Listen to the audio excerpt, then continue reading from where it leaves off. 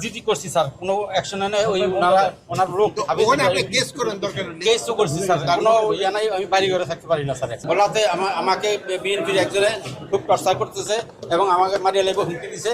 আমার জায়গা দখল করে রাখছে এবং 50 লাখ টাকা চাঁদা দাবি করে বলা 2 আসনের হাবিব সাহেবের ক্ষমতা দেখাইয়া খুব টর্চার করতেছে। এবং হাবিব সাহেবকে আমি জানাইছি, জানানোর পরে হাবিব সাহেব 2বার আশ্বাস দিচ্ছে এবং আমার কোনো বিচার হয়নি।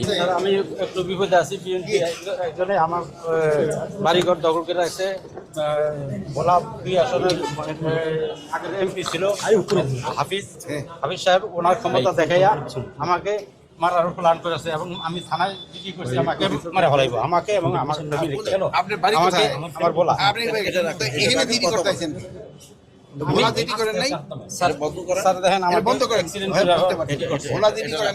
জিডি করছি স্যার, কোনো অ্যাকশন নাই। ওই ওনার লোক কেস তো করছি স্যার, কোনো ইয়ে নাই। আমি বাড়ি ঘরে থাকতে পারি না স্যার।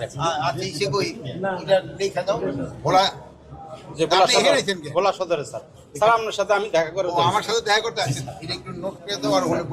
ভোলাতে আমাকে বিএনপির একজনে খুব টর্চার করতেছে এবং আমাকে মারিয়ে লেগে হুমকি দিছে। এবং কবির তার বাপের নাম মফজল হোসেন, তা আমার জায়গা দখল করে রাখছে এবং 50 লাখ টাকা চাঁদা দাবি করে। সে কিছুই না, একজন বিএনপির লোক। সে হাফিজ সাহেবের সংসদ সদস্য, বলা 2 আসনের হাবিব সাহেবের ক্ষমতা দেখাইয়া খুব টর্চার করতে যায়। এবং হাবিব সাহেবকে আমি জানাইছি, জানানোর পরে হাবিব সাহেব 2বার আশ্বাস দিচ্ছে এবং আমার কোনো বিচার হয়নি। এবং আমি থানায় গেছি, আর্মির সমিতির রিটায়ার্ড পারসন আর্মির 7-8 জন নিয়ে। তারপরে আমাকে সেখান থেকে বিএনপির এক নেতা লিটন সাহেব আমাকে নিয়ে আসছে, বলছে আমরা বিচার করে দেবো, কিন্তু আমাকে থানায় আর ইয়ে করতে দেয় না। কিন্তু আমি এর আগেও জিডি করছি, আমাকে মেরা ফেলাইবে। আমার কাছে ছবি আছে।